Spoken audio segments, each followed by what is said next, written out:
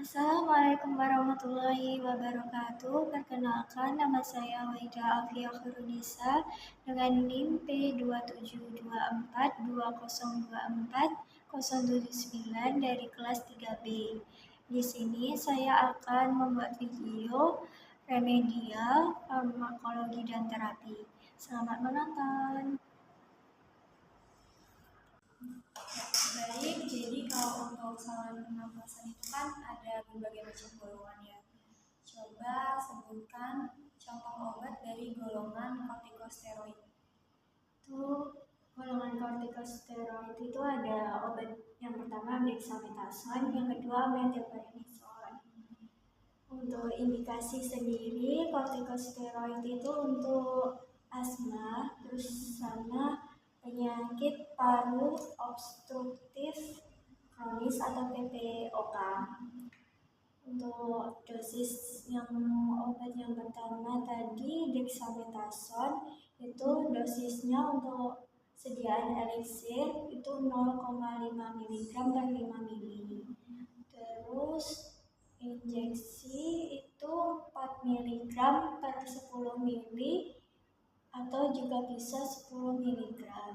Terus larutan oral itu 0,5 mg per 5 ml.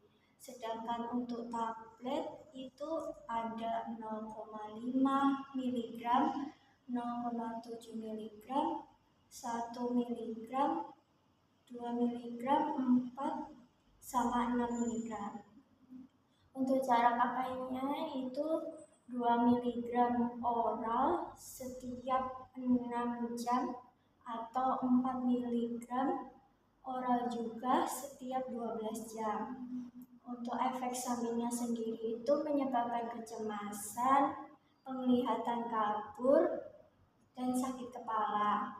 Terus kontraindikasinya ada kontraindikasi dengan obat acetate sama apisaben.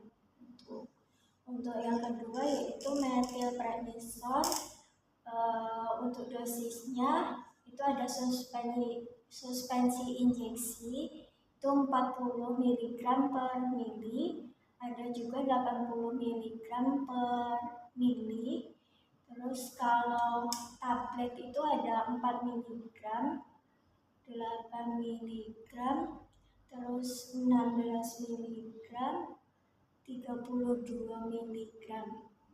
Terus untuk cara pakainya, kalau suspensi injeksi itu sendiri itu bisa 80 sampai 120 mg melalui intramuskular. Terus kalau tablet itu bisa 4 sampai 48 mg sekali oral. Untuk efek sampingnya itu bisa terjadi kembung, nyeri otot, pusing, dan sakit kepala. Terus kontraindikasinya itu bisa kontraindikasi dengan obat propanolol, aspirin, sama levothyroxine. Baik, yang selanjutnya itu ada golongan obat antidiabetes. Nah, itu ada banyak banget golongannya. Coba sebutin contoh obat dari golongan alpha glucosidase. Alpha glucosidase.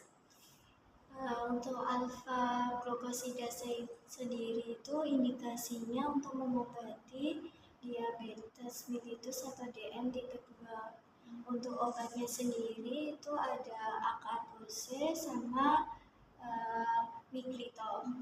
Akarbose sendiri itu dosisnya sediaannya itu kan berupa tablet.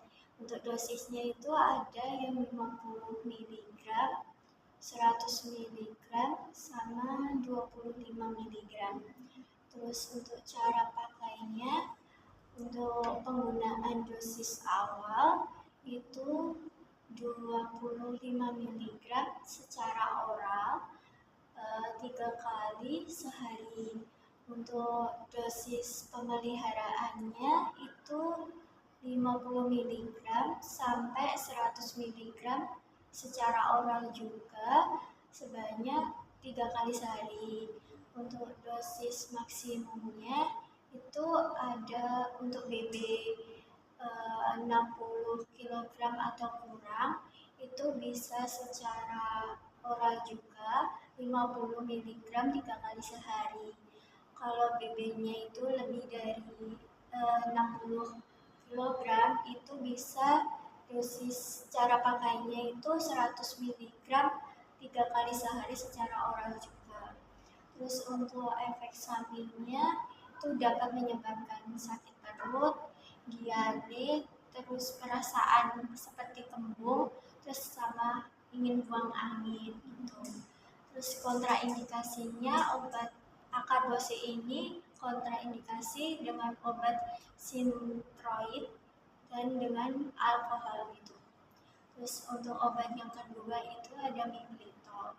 Sediaannya itu kan berupa tablet oral juga. Terus untuk dosisnya tablet oral itu ada yang 100 mg, 25 mg, sama 50 mg. Untuk cara pakainya itu untuk dosis awalnya 25 mg secara oral 3 kali sehari. Terus untuk dosis pemeliharaannya itu antara 50 sampai 100 mg secara oral juga 3 kali sehari. Terus dosis maksimumnya 100 mg secara oral 3 kali sehari. Untuk efek samping yang bisa ditimbulkan dari obat miglitol ini seperti kembung, kentut, terus sakit perut, ruam pada kulit, terus kelebihan udara atau gas di lambung dan usus. Untuk kontraindikasinya sendiri itu obat miglitol ini tidak boleh diminum bersamaan dengan suplemen enzim pencernaan dan juga obat-obatan seperti propanolol dan ranitidin. Baik, untuk selanjutnya ini ada yang obat untuk hormonal, golongannya ada banyak. Salah satu contohnya adalah insulin. Bisa tolong sebutkan contoh-contoh obatnya?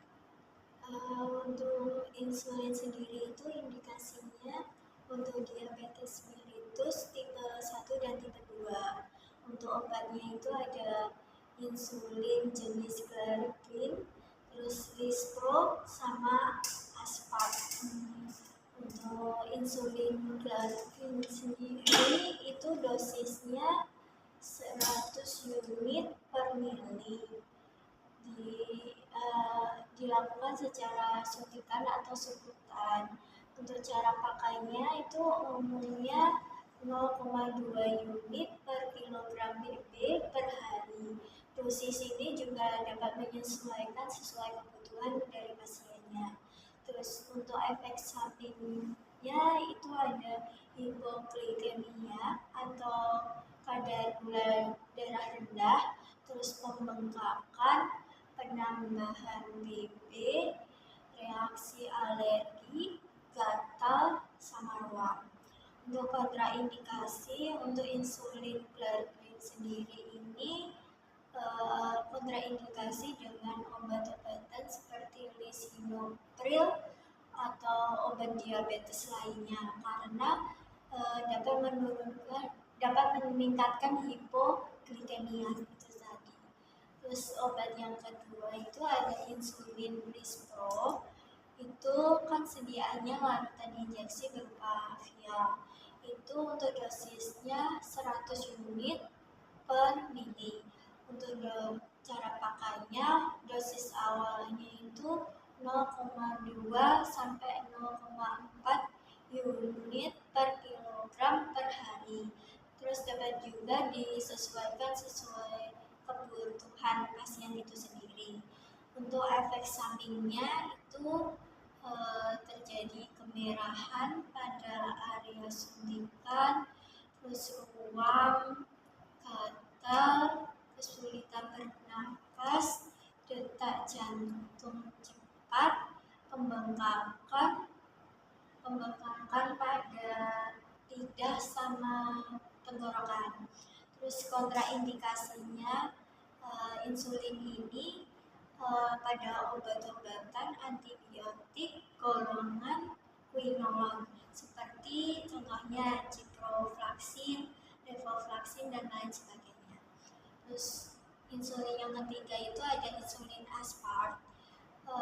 Sediaannya itu berupa suntikan melalui sukutan juga. Dosisnya 30 sampai 70 unit per mili. Cara pakainya itu diberikan unit yang diresepkan secara sukutan dalam waktu 15 menit sebelum akan dimulai.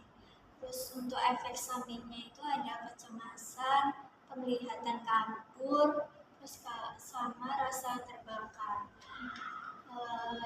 Untuk kontraindikasinya itu pada obat-obatan antidiabetes oral seperti ACE inhibitor karena dapat menyebabkan hipoglikemia.